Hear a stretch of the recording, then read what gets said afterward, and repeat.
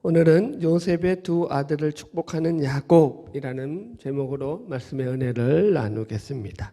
이제 창세기 48장은 야곱이 창세기 47장에서 이제 마지막으로 야곱이 그 아들 요셉에게 자신의 사후의 신변에 대한 이야기를 마치고 난 뒤에 이제 병들어서 이제 창세기 49장으로 가서 야곱의 12아들을 불러서 마지막 유언을 남기고 죽기 일보 직전에 그 전에 먼저 이제 요셉이 그 아들 둘과 함께 야곱을 찾아와서 요셉의 두 아들들이 야곱으로부터 축복을 받는 내용으로 이루어져 있습니다.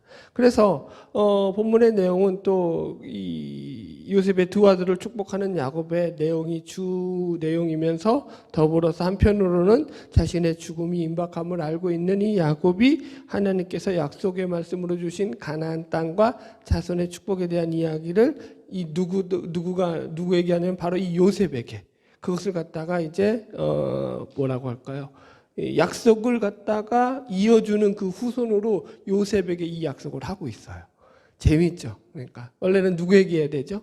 장자에게 하든지 해야 되잖아요. 그런데 그게 이제 지금 그 약속의 그 유언이 요셉에게 이어지고 있다라는 것이 또 오늘 본문에서 재미있는 주제가 될 것입니다. 자, 우리가 본문의 내용들을 이제 구체적으로 들어가면서 한 절 한 절 살펴보도록 하겠습니다. 1절, 48장 1절 읽어봅시다. 시작. 2일 후에 어떤 사람이 요셉에게 말하기를 내 아버지가 병들었다 하므로 그가 곧 두 아들 므낫세와 에브라임과 함께 이르니. 여기서 먼저 시작하는 게 2일 후에라는 말로 시작하고 있습니다. 2일 후라는 것은 바로 창세기 47장에 나오는 마지막 부분으로 이 야곱이 자신의 죽음을 예상하고 요셉에게 자신의 죽음 사후에 일어날 일들을 부탁하는 요청하는 그 내용이 있은 후라는 얘기예요. 자, 말씀을 확인해 볼게요. 47장 28절로 29절 읽어봅시다. 시작. 야곱이 애굽 땅에 17년을 거주하였으니 그의 나이가 147세라. 이스라엘이 죽을 날이 가까우매 그의 아들 요셉을 불러 그에게 이르되 이제 내가 내게 은혜를 입었거든 청하노니 내 손을 내 허벅지 아래 놓고 이내와 성실함으로 내게 행하여 애굽에 나를 장사하지 아니하도록 하라. 이렇게 나옵니다. 그러니까 지금 나이가 야곱이가 147세, 애굽에 거주한 지 17년이 지나서, 그래서 147세가 이제 야곱의 향년의 나이죠. 이제 죽을 날이 얼마 남지 않았을 때다라는 걸 알 수 있어요. 그러면서 29절에 하는 말이 뭐냐면, 자신의 죽음의 임박함을 알고 아들 요셉을 불러가지고 자신의 이 사후 신변에 대한 마지막 청을 하고 있는데, 그게 뭐라고 하고 있다고요?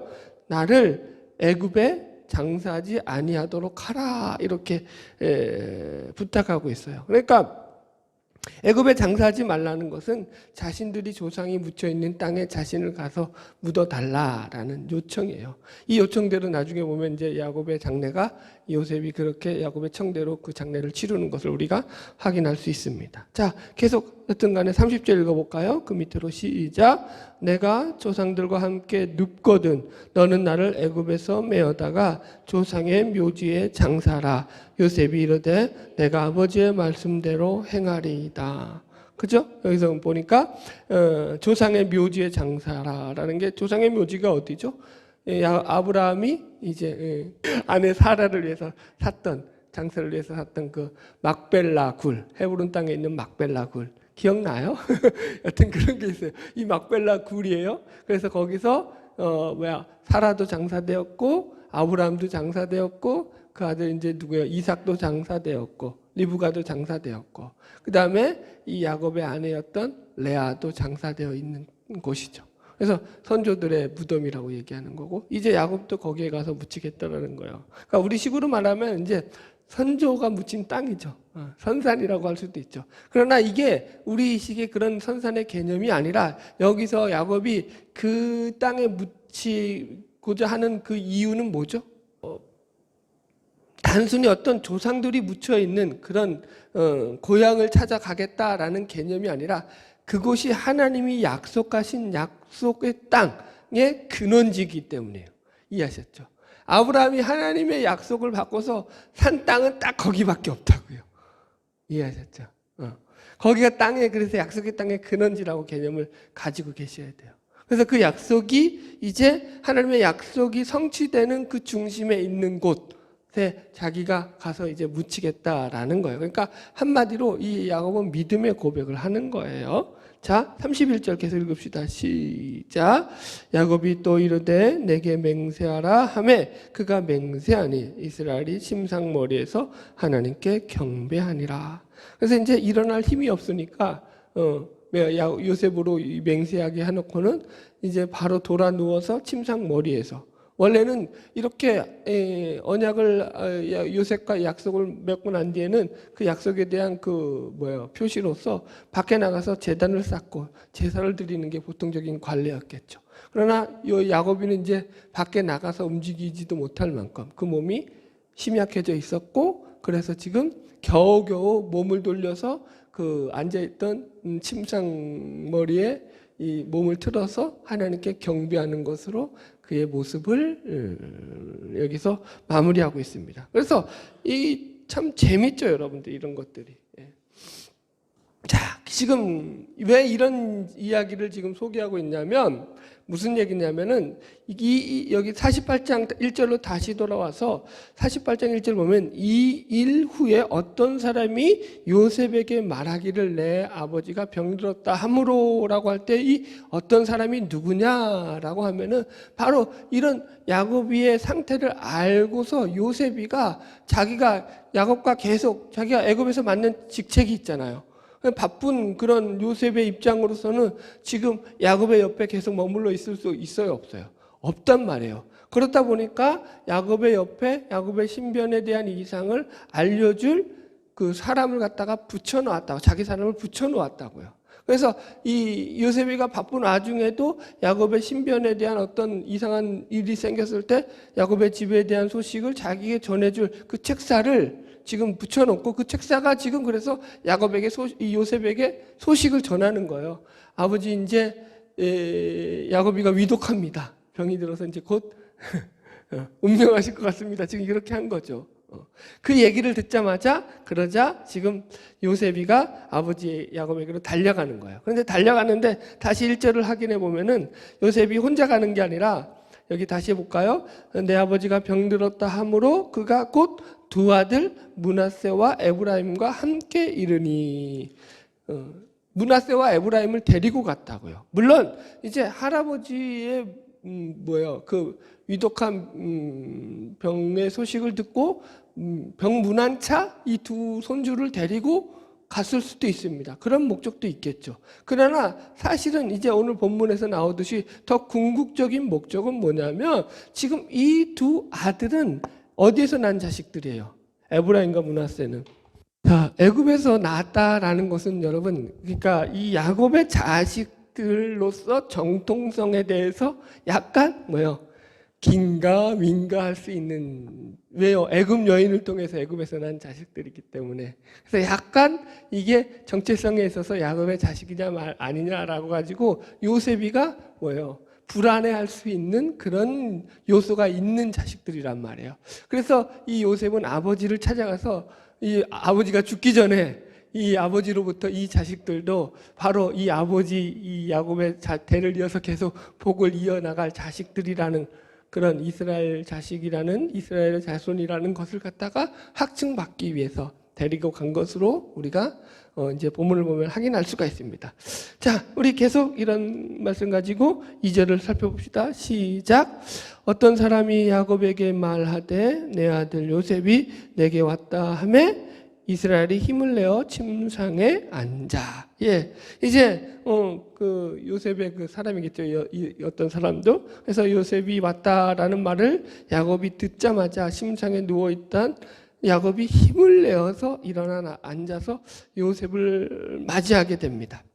제가 이 본문을 가지고 호쿠마 주석이 아주 잘 해석해 놓아서 그대로 읽어 드릴게요. 호쿠마 주석은 여기에서 야곱의 이름을 이스라엘이라 부르는 부분을 이렇게 해석하고 있어요. 병들어 힘은 없었으나 족장으로서 마지막 사명을 수행하려고 힘을 낸 야곱에 대하여 하나님과의 언약 관계를 강조하는 이름인 이스라엘이 사용되었음에 주목하여야 한다. 즉 병들어 누워 있는 자는 야곱이지만 힘을 내어 앉아 있는 자는 이스라엘인 것이다. 아멘. 할렐루야. 여러분 이게 우리 신자의 모습과도 똑같다고요. 우리가 여러분 보세요. 세상에서는 우리가 각자 세상의 이름을 가지고 살잖아요. 그러나 교회에 오면 우리가 어떻게 부르죠? 아무개 집사님, 아무개 권사님, 아무개 성도님, 아무개 목사님 이렇게 부른단 말이에요. 우리가 호칭이 있단 말이에요. 교회에서는 부르는 호칭이 있죠. 그 호칭의 의미가 뭐죠? 세상과 구별되었다라는 하나의 표시죠. 여러분. 그죠? 이 아집에서 찾은 재미난 예인데 어느 날 이제 교통사고가 나가지고 두 사람이 이제 서로 네가 잘했네 내가 잘했네 하면서 서로 잘못이 없다고 시비가 붙은 거예요. 그래서 설왕설래하면서 막 이제 싸움이 거세지면서 해결해야 되니까 결국은 이제 경찰들까지 와가지고 경찰서에까지 가서 이제 그 진위를 따지면서 진술을 하게 되었습니다. 그러면서 이제 경찰이 이제 진술을 받아서 진술서를 써야 되니까 직업을 묻는 거예요, 한 사람한테. 그래, 직업이 무엇입니까? 물으니까 직업을 물으자 갑자기 이 사람이 대답을 못하고 뻘쭘해하고 어정쩡하게 몸을 숙이는 거예요. 그래가지고 신변조사 제대로 해야 되니까 직업 뭡니까 하면서 경찰이 좀 이제 엄하게 얘기를 합니다. 그러니까 그 사람이 그때서야 제 직업은 목사입니다 이러더라는 거예요. 제가 목사라고 밝히자마자 그 옆에 있던 사람이 갑자기 이 사람도 몸이 숙연해지면서 그 목사님을 향해 가지고 고개를 한점 숙이면서 아이고 목사님이셨습니까? 저는 아무개 집사입니다 이러더라는 거예요. 뭐 웃자는 얘기예요. 목사와 집사가 싸우면 누가 이길까요? 여튼 웃자는 얘기인데 여러분 지어낸 얘기 같기도 해요. 이런 예화야 집에 보면은 여러분 이게 재밌죠. 우리가 교회에서는 목사로 살고 집사로 살고 권사로 사는데 세상에서는 그렇게 사냐라는 거죠. 그러니까 하나님 앞에서 직분 받은 대로 우리가 거룩한 자들로 불림받았다는 것을 잊지 말고 살기를 주의 이름으로 축복합니다. 할렐루야. 자, 우리 3절 계속 읽읍시다. 시작. 요셉에게 이르되 이전에 가나안 땅 루스에서 전능하신 하나님이 내게 나타나사 복을 주시며 4절도 읽어야겠네요. 시작. 내게 이르시되 내가 너로 생육하고 번성하게 하여 내게서 많은 백성이 나게 하고 내가 이 땅을 내 후손에게 주어 영원한 소유가 되게 하리라 하셨느니라. 아멘. 자, 이제 야곱은 전능하신 하나님이 야곱 자신에게 언약으로 주셨던 이 자손의 복과 가나안 땅에 대한 복의 이야기를 요셉에게 그대로 전수하고 있습니다. 그러니까 이것을 한마디로 하나님께서 그의 조상 아브라함과 이삭 그리고 야곱 자신을 통해서 약속하신 언약을 야곱이 이제 그 아들 요셉에게 유언으로 계승하고 있는 장면입니다. 물론 이 땅과 후손에 대한 약속은 좁게는 이스라엘 민족에 대한 약속의 언약의 약속이기도 하지만 더 넓게는 예수 그리스도를 통하여 이루실 하나님 나라에 대한 언약의 약속이기도 합니다. 한편 우리는 그래서 이런 언약의 전수를 통해 가지고 언약을 받았던 개인은 비록 여러분 살아야 뭐 여기서 지금 야곱이가 147세를 살았잖아요. 올해 3편이죠. 뭐예요? 오늘날 시대에 취하면. 그럴지라도 이게 뭐예요? 반드시 때가 되면 죽음을 맞이하잖아요. 비록 그 언약을 받은 개는 죽음을 맞이한다고 할지라도 그 언약의 후손들을 통해 가지고 그 언약은 계속적으로 끊기지 않고 이어진다라는 거예요. 아멘? 언약의 이 연속성을 우리가 기억해야 돼요. 그래서 무슨 얘기냐? 세상의 역사가 하나님의 뜻대로 하나님의 섭리대로 흘러가게 됨을 우리는 성경을 통해서 확인하게 되더라는 거죠. 할렐루야. 여러분 그렇잖아요. 뭐 이렇게 설명할까요? 우리 아들들에게 내가 몸이 컨디션이 안 좋으면 야 나는 오래 못 살겠다. 앞으로 50년밖에 더 못 살겠다. 지금이 50살이니까. 웃자는 얘기지만, 여튼, 여러분. 뭐 여러분 우리는 그렇게 이제 우리의 삶은 한계가 있고 제한성을 가진다고요. 무한하지 않다고요. 그죠? 유한하단 말입니다. 그럼에도 불구하고 믿는 신자들이 가진 축복과 특권은 뭐냐면 우리가 하나님께 받은 그 약속은 우리 때에 끊기지 않고 성경은 뭐라고 했죠? 천대에 이르러 그 복이 이어진다고 했습니다. 할렐루야. 여러분 우리가 그렇게 우리가 믿는 믿음이 대단한 거라는 사실을 놓치시면 안 돼요. 그래서 우리가 날마다 주님 안에서 이 믿음을 가지고 하나님의 약속을 이루어가는 자들로 서기를 주의 이름으로 축복합니다. 자, 본절의 내용을 좀 더 구체적으로 살펴보겠습니다. 여기서 이 요셉에게 하는 첫 번째 말이 자기가 루스에서 전능하신 하나님이 자기에게 나타나셨다 이렇게 나와요. 여기서 루스는 베델이라는 곳의 옛 지명이에요.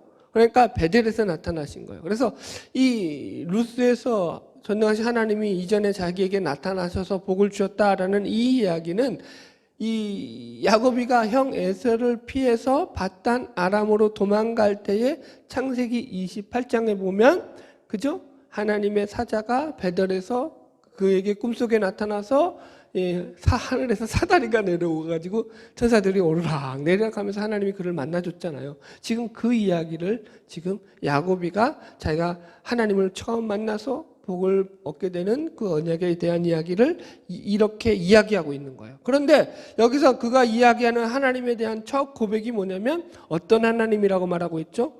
전능하신 하나님이 내게 나타나셨다는 거예요. 어떤 하나님이요? 전능하신 하나님. 자 보세요. 야곱의 인생은 평탄하지 않았다니까요. 굴곡이 있는 인생이었다니까요. 그래서 쉽지 않은 인생을 살았습니다. 그럼에도 불구하고 야곱이가 그가 만난 하나님에 대하여 고백할 때는 그 하나님은 그 평탄치 못한 인생 가운데서도 자신을 이끌어 오셨던 전능하신 하나님이었다라고 고백하더라는 거예요, 여러분. 여러분 이게 중요한 거죠. 우리 인생 가운데 하나님이 전능하신 하나님이라는 고백이 늘 있어지기를 축복합니다. 할렐루야. 자, 야곱이가 하나님을 전능하신 하나님이라고 고백할 수밖에 없는 대표적인 사건 하나만 제가 예를 들어 볼게요. 예를 들어 가지고 이제 형 에서를 만나기 일보 직전에 그죠? 바단 아람을 나와서 다시 고향으로 내려가서 가족들도 잔뜩 있고 자식들도 잔뜩 낳고 그리고 나서 이제 20년이 지나서 고향으로 내려가는데 형 에서가 400명의 병사를 꾼들고 자기를 만나러 온다는 얘기를 듣고는 간담이 싹 녹아버렸죠. 이제 내가 형을 만나면 죽겠구나. 이게 직감적으로 안 거예요. 그래서 별의별 수를 막 다 쓰고 나서 마지막 최후에 쓰는 게 뭐예요?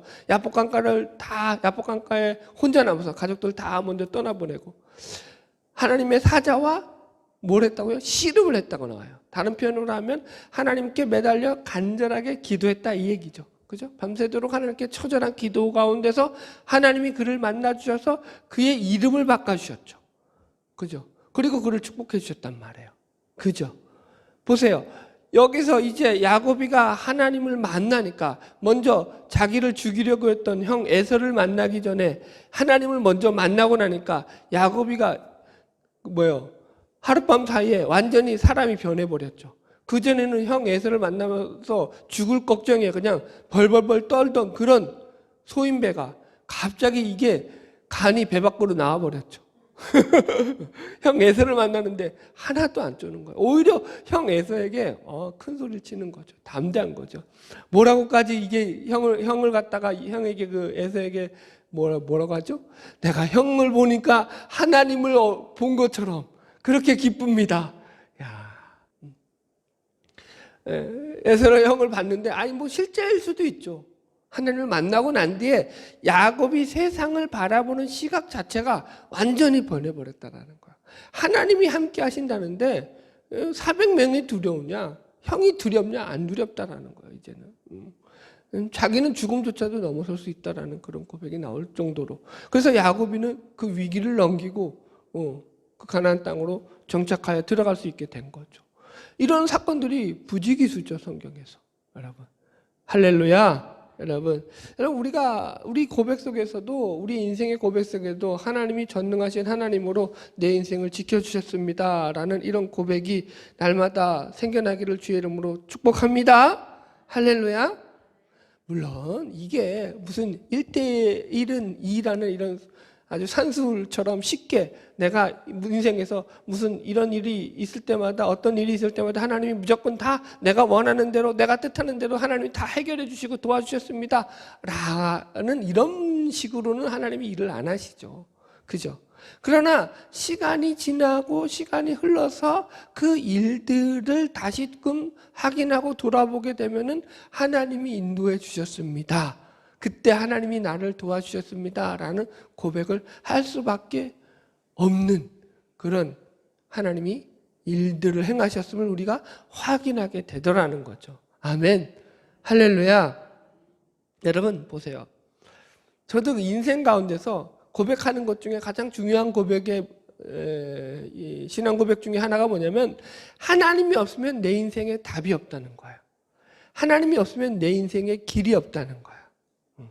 그게 너무나 소중하죠.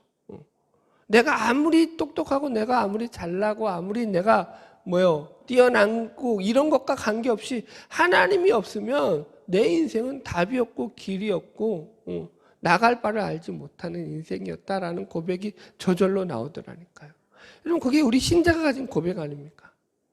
많은 신자들이 그렇죠. 하나님을 믿으면서도 전능하신 하나님이라는 고백이 왜 쉽게 안 튀어나올까요? 여러분 자신이 바라는 욕망, 자신이 바라는 소원을 하나님께서 그대로 들어주시지는 않기 때문이죠. 다른 말로 하면은 하나님이 들어주시는 그 응답이 내가 바라는 소원보다 작기 때문이죠. 늘 우리가 그렇게 느낄 수 있어요, 여러분. 여러분 그러나 하나님이 그렇게 하시는 가장 큰 이유 중에 하나는 하나님이 우리의 소원대로 우리의 목적대로 모든 것을 다 들어줘 갔다가는 저거 돌아온 탕자꼴날 아버지 품을 떠나 지 마음대로 살 확률이 높기 때문인 거죠. 이해하시겠죠, 여러분들? 하나님이 우리의 일을 한 번도 여러분 외면하시거나 하나님의 자녀 삼으신 이유로 우리를 그냥 내버려 두신 적이 없어요. 하나님의 품 안에서 살아가는 복된 저와 여러분 되시는 것을 믿으시기 바랍니다. 할렐루야. 자, 계속 읽읍시다. 자, 그래서 5절 시작. 내가 애굽으로 와서 내게 이르기 전에 애굽에서 내가 낳은 두 아들 에브라임과 므낫세는 내 것이라 르벤과 시므온처럼 내 것이 될 것이라. 야, 드디어 이제 본문에서 야곱은 요셉의 두 아들 에브라임과 므낫셋을 자신의 아들 반열로 승격시켜서 자신의 양자로 입양시키는 그런 모습이 소개되고 있습니다. 어떻게 해요? 내가 낳은 두 아들은 뭐예요? 내 것이다. 그죠? 네가 낳은 두 아들이지만 네가 낳았다고 네 아들이 아니라 누구 아들이라는 거예요? 야곱 자기 아들이라는 거예요. 누구처럼? 르벤과 시므온처럼, 장자와 차자처럼. 그러니까 장자와 차자의 역할을 이제 르벤과 시므온이 아니라 이 므낫세와 에브라임이 뺏어버리게 된 거예요. 어떻게 보면은요. 그러니까 이것을 갖다가 리빙 바이블이라는 영어 성경을 보면 번역을 이렇게 해놨어요. 이게 좀 더 재밌게 번역해놨는데 나는 그들을 나의 것으로 받아들이고 그들은 나로부터 재산을 상속받게 될 것이다. 이렇게 번역해놨다고요. 여러분 재산을 상속은 누가 받죠? 재산의 상속은? 손자가 받나요? 아들이 받나요? 아들이 받는다고요. 지금 그 얘기예요. 그러니까 야곱으로부터 재산을 상속받게 될 것이다 라는 말은 뭐예요? 이제 내 아들로 너희들을 입양하였다라는 그런 의미가 내포되어지는 거예요. 6절에는 이 내용이 좀 더 명확하게 표시되어 나와요. 같이 읽어볼게요. 6절 시작. 이들 후에 내 소생은 내 것이 될 것이고 그들의 유산은 그들의 형의 이름으로 함께 받으리라. 자 보세요. 여기 보면 이들 후에 내 소생이래요. 이들 후에 내 소생이라는 건 뭐예요? 지금 요셉의 아들이 둘만이 아니라 그 밑에도 자식들이 더 있었다라는 거예요. 그러나 요셉의 이 두 아들 에브라임과 므낫세 말고 그 밑으로 태어나는 그 자식들은 이제 에브라임과 므낫세는 누구에게 속한 거예요? 야곱에게 속한 자식이고 네 자식은 그 뒤에 난 자식들이 이제 요셉 네 자식이 될 거라는 거예요. 지금 그렇게 야곱이가 지금 이야기하는 거예요. 여기서 그 뒤에 보면은 그들의 유산은 그들의 형의 이름으로 함께 받으리라. 그러니까 이제는 그 에브라임과 므낫세 밑으로 나는 자식들은 전부 다 누구에게 속한 자식들이 되냐면은 에브라임과 므낫셋에 속한 자식들이 되어서 학렬로는 이제 이 에브라임과 므낫셋이 더 위의 학렬로 올라가 버리는 거예요. 그래서 그들을 통해서 유산을 상속받게 된다. 이렇게 얘기하고 있다고요. 예. 이해하셨죠? 무슨 말인지. 그러니까 지금 이런 식의 표현들은 지금 야곱이가 이 에브라임과 므낫셋, 이 요셉의 아들들이죠. 자신의 손주들을 자신의 지금 자식들로 입양하고 있는 장면을 소개하고 있는 거예요. 양자로 지금 입양시키는 거예요. 자, 이것을 통해 가지고 이제 어떻게 보면 요셉의 수건이었죠. 아버지 야곱이가 이 두 아들을 인정해 주지 않으면 어떻게 할까라는 그 조바심과 걱정이 지금 요셉의 걱정이 완전히 날아가 버린 거죠. 너는 너의 그 두 아들은 내 것이다 라는 이 야곱의 유언을 통해서 완전히 요셉의 불안이 해소되고 있는 장면입니다. 한편 이러한 이 야곱의 유언은 그 야곱의 유언대로 그대로 성취가 돼요. 성경에서. 놀라운 게 여러분 보세요. 창세기 48장부터 계속 이제 야곱의 유언이 쭉 이어지고 있잖아요. 창세기 49장까지 12아들을 관한 유언들 이제 우리가 계속 살피겠지만 그 유언은 야곱이 유언한 대로 모든 것이 다 그대로 성취가 돼요. 놀랍죠. 빠르게는 400년 뒤에, 늦게는 수천 년이 흐른 뒤에 라도 이 야곱의 예언은 다 성취가 돼요. 이해하셨죠? 여러분. 지금도 마찬가지예요. 그래서 가나안 땅을 400년 뒤에 가나안 땅을 여호수아를 통해서 가나안 땅을 차지하게 될 때에 지금 요셉의 이름으로 이 땅을 분배받는 것이 아니라 누구의 이름으로 분배받죠? 에브라임과 므낫세라는 이름으로 이스라엘의 12지파의 이 두 아들이 들어가서 땅을 분배받더라는 거죠. 신기하죠. 원래는 요셉의 이름으로 받아야 되는데. 그러니까 요셉이 여기서 그러니까 쉽게 말하면 무슨 복을 받은 거예요? 장자의 복을 받은 거죠. 르우벤 대신에. 그래서 요셉은 2배로 받는 거예요. 이 두 아들을 통해 가지고. 그렇게 해석하면 됩니다. 자, 7절 계속 읽겠습니다. 시작. 내게 대하여는 내가 이전에 밧단에서 올라올 때에 라헬이 나를 따르는 도중 가나안 땅에서 죽었는데 그곳은 에브라까지 길이 아직도 먼 곳이라 내가 거기서 그를 에브라 길에 장사하였느니라. 에브라는 곧 베들레헴이라. 예. 사실은 이게 좀 뜬금없는 말같이 지금 갑자기 이 요셉의 두 아들에 대한 이 축복에 대한 이야기를 막 하다가 갑자기 자신의 이야기를 하면서 이 요셉의 어머니 라헬에 대한 이야기를 끄집어내고 있다라는 거예요. 지금 이게 무슨 의미냐라는 거예요. 지금 왜 라헬의 죽음 이야기를 갖다가 여기서 지금 야곱이 하고 있냐면은 어떤 성서 번역본에서는 이 부분을 이렇게 번역해 놓았는데 제가 읽어드릴게요. 내가 너의 어머니 라헬로 인하여 내게 이와 같이 하였다. 이렇게 번역했어요. 그러니까 이게 무슨 말이냐면은 지금 요셉의 두 아들에 대한 야곱의 특별한 배려, 특별한 이런 축복에 대한 그 마음이 바로 야곱이 생전에 사랑했던 라헬로 말미암아서 이루어진 일이다라고 그렇게 해석을 하더라는 거예요. 그러니까 본문의 배경을 설명드리자면 고대 근동에서는 보통 아버지가 자식에게 다른 자식보다 배나 되는 그런 축복을 줄 수 있고 재산을 상속하는 건 누구밖에 없어요. 장자밖에 없잖아요. 그런데 그 축복을 지금 요셉이 받고 있다고요. 그죠? 르우벤이 원래는 받아야 되는데. 근데 왜 요셉이 받느냐? 야곱이가 자신의 장자를 지금 자신이 사랑했던 라헬에 낳은 자식 요셉으로 생각하고 있었기 때문이다. 라고 지금 주석들 속에서 해석이 되더라는 거예요. 지금 그 얘기하는 거예요. 그래서 지금 갑자기 라헬의 이야기가 튀어나오고 있는 것입니다. 자, 8절 계속 읽읍시다. 시작. 이스라엘이 요셉의 아들들을 보고 이르되 이들은 누구냐. 자, 이제 본격적으로 이 야곱이가 요셉의 아들들을 축복하기에 이르러서 먼저 이들이 누구냐라고 묻고 있어요. 물론 야곱이가 이제 눈이 어두워서 자식들을 잘 보지 못했기 때문에 물어볼 수도 있었겠지만 저는 그렇게 생각하지 않고요. 뒤에서도 나오지만 이제 이 야곱이가 이렇게 이름을 묻는 것은 이삭도 마찬가지예요. 이삭도 야곱이를 축복하기 전에 먼저 너가 누구냐라고 물었어요. 이삭의 축복에 보면은. 그래서 이게 이삭이 자기가 축복하고 싶은 누구예요? 그 맏아들이 에서가 맞는지를 확인하고 축복했단 말이에요. 이해하셨죠? 그러니까 축복을 하는 하나의 절차로서 그 이름을 확인하는 거라고요. 쉽게 이렇게 설명할게요. 우리가 세례식 줄 때 아무개 이름을 부르잖아요. 내가 성부와 성자와 성령의 이름으로 세례를 주노라 이런단 말이에요. 이해하셨죠? 무슨 말인지. 지금 그거와 똑같은 거라고요. 그러니까 축복을 주기 전에 축복을 받을 대상에 대한 확인 작업으로서 지금 야곱이가 이들의 이름을 물어보죠. 자, 9절 계속 읽읍시다. 시작. 요셉이 그의 아버지에게 아뢰되 이는 하나님이 여기서 내게 주신 아들들이니이다. 아버지가 이르되 그들을 데리고 내 앞으로 나오라. 내가 그들에게 축복하리라. 아멘.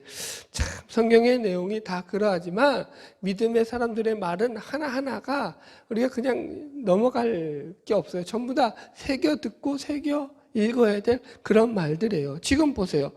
이 요셉이가 아버지 야곱에게 자식들을 소개할 때 그냥 단순히 여기 내 두 아들이 있습니다 이렇게 얘기를 안 하고 어떻게 말하냐면은 하나님이 여기서 내게 주신 아들들입니다 이렇게 얘기해요. 그죠 여러분? 누가 주셨다고요? 하나님이 여기서. 자, 멋진 말 아니에요? 할렐루야. 네, 여러분 자식들에 대해서 우리가 사실은 이런 마음들을 품어야 돼요. 하나님이 내게 주신 아들들, 하나님의 선물, 하나님의 축복, 신자들이 가져야 될 가장 기본적인 생각이에요. 여러분, 가족에 대한 생각들. 뭐 언제 나중에 한번 시간 되면 하겠지만 무슨 얘기냐면 여러분 보세요. 하나님이 내게 주셨다라는 것은 이게 하나님의 은혜로 말미암아 자기가 얻은 자식들이라는 고백이에요.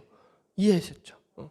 여러분 우리는 요셉이 애굽에서 종살이할 때 여러 번 위기를 만났던 사실을 알고 있습니다. 그리고 나서 하나님의 은혜로 바로 왕의 꿈을 해몽하면서 애굽의 총리가 되고 애굽의 제사장이었던 보디베라의 딸 아스낫과 결혼을 해서 자식을 낳게 됩니다. 그러면서 그 자식을 낳을 때 첫 자식이 므낫세고 둘째가 에브라임이거든요. 자, 본문을 접어놓고 한번 확인해 볼게요. 창세기 41장 가보겠습니다. 자, 본문을 책가필로 접어놓고 창세기 41장 50절 가봅시다. 창세기 41장 50절. 흉년이 들기 전에 요셉에게 두 아들이 나되 곧 온의 제사장 보디베라의 딸 아스낫이 그에게서 낳은지라. 요셉이 그의 장남의 이름을 므낫셋이라 하였으니 하나님이 내게 내 모든 고난과 내 아버지의 온 집을 잃어버리게 하셨다 하미요. 이렇게 나와요. 자, 여기서 이 므낫셋의 뜻이 나오죠. 잊어버리다 라는 뜻이에요. 그러니까 요셉의 공고한 날들, 형들의 미움과 질투를 받았던 그런 시간들, 애굽의 종으로 팔려와서 고생한 세월들, 보디발 장군의 아내의 모함으로 인하여서 억울하게 옥살이했던 그런 시간들, 이런 모든 고난과 역경의 시간들을 하나님께서 보상해 주셨다 이런 의미예요. 잊어버리게 하셨다라는 거예요. 참 짧은 청춘을 갖다가 요셉만큼 또 험난한 시간을 보낸 인생도 드물죠. 요셉이 생각하기도 싫은 그런 시간들이었어요. 그런데 하나님께서 이 므낫셋이라는 자식을 통해 가지고 그 기억들을 다 잊을 만큼 하나님이 그에게 큰 기쁨을 안겨주셨다라는 거죠. 여러분 우리 신자가 그렇다고요. 여러분 이런 거죠 여러분들. 예수를 믿는다고 우리가 옛날에 안 좋았던 기억들이 다 사라지진 않아요. 그러나 예수를 믿으면 우리가 그 안 좋았던 기억에 우리의 생각이 거기에 매몰되어서 거기에 빠져서 거기에 내 인생을 쪼아리고 움츠리트면서 거기에 묶여가지고 방황하는 인생을 살지는 않는다고요. 그게 예수를 믿는 자와 믿지 않는 자의 가장 큰 차이라고요.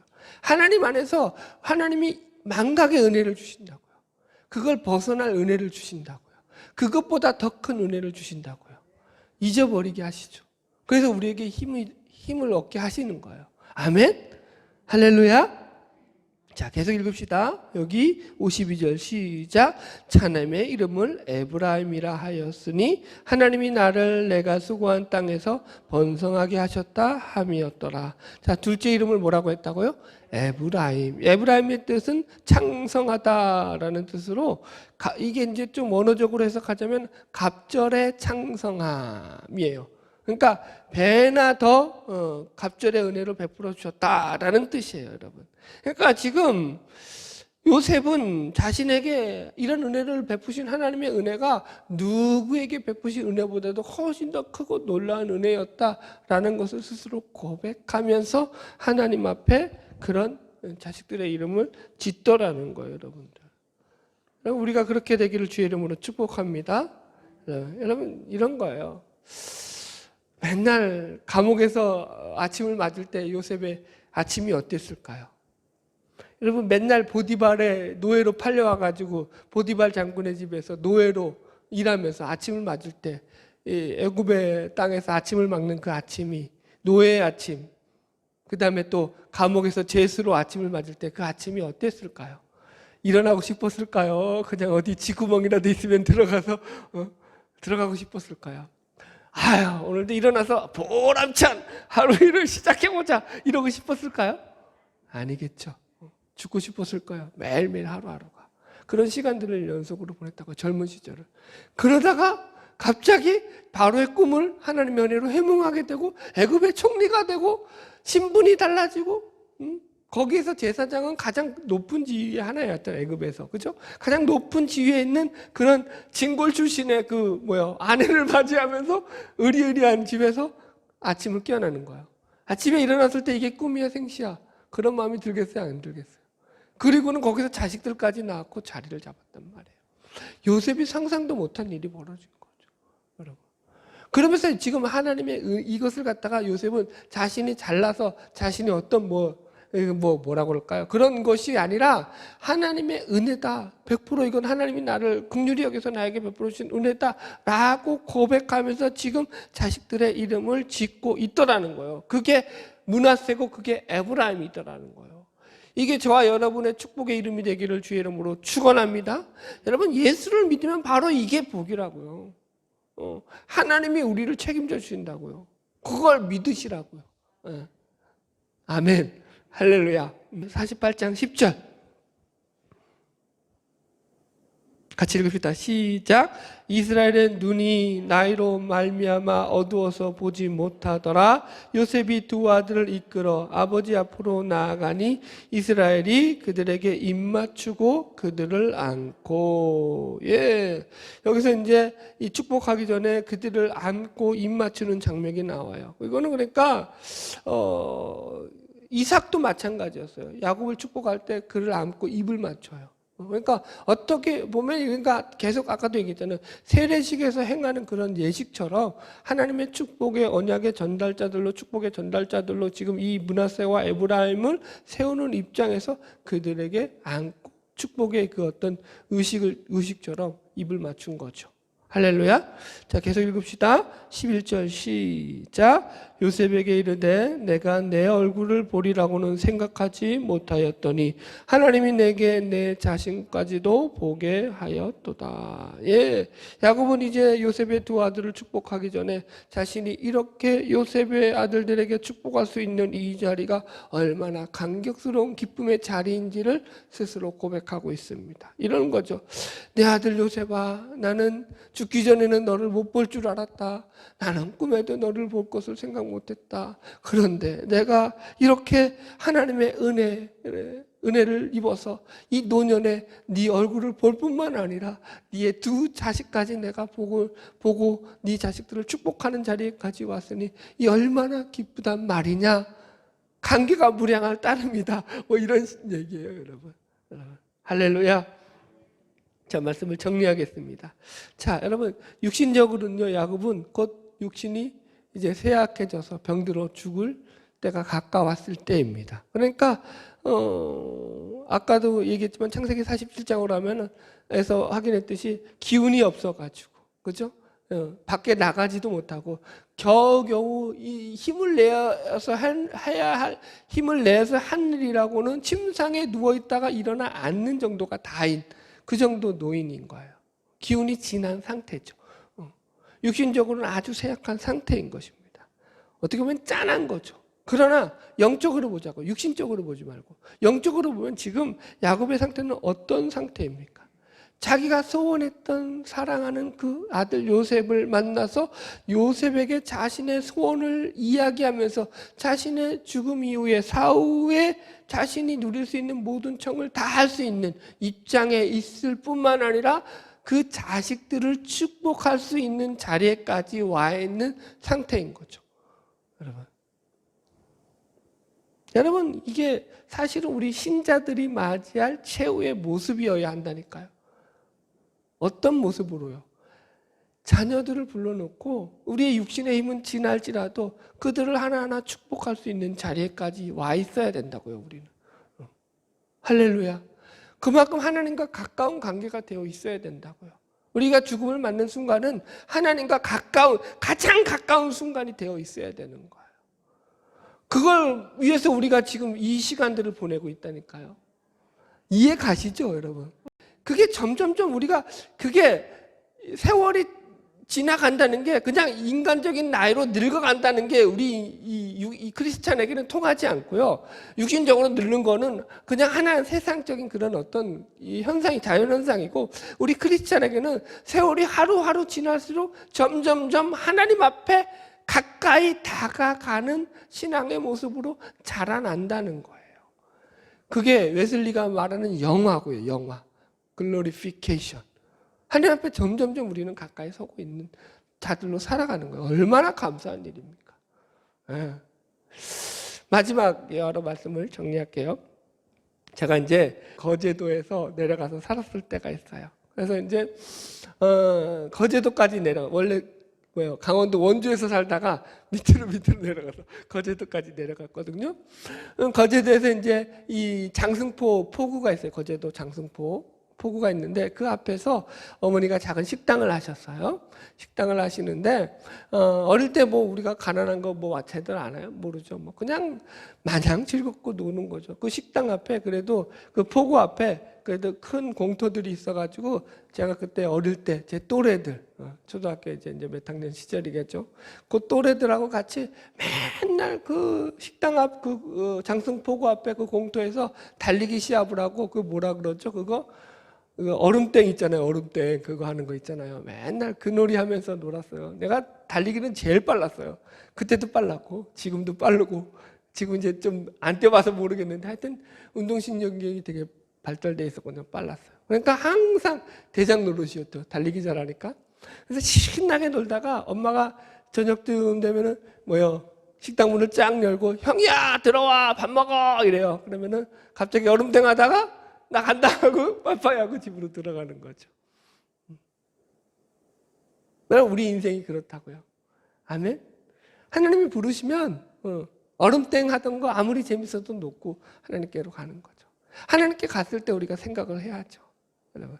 그걸 생각하고 사는 게 신자고 그걸 생각 안 하고 사는 게 불신자라고요. 바라기는 우리 소망이 저 영원한 하늘나라에 있음을 기억하시면서 우리가 우리의 삶을 하루하루 하나님 앞에서 하나님을 닮아가는 그런 삶으로 무장되어 살아가는 저와 여러분 되기를 주의 이름으로 축복합니다. 기도하겠습니다.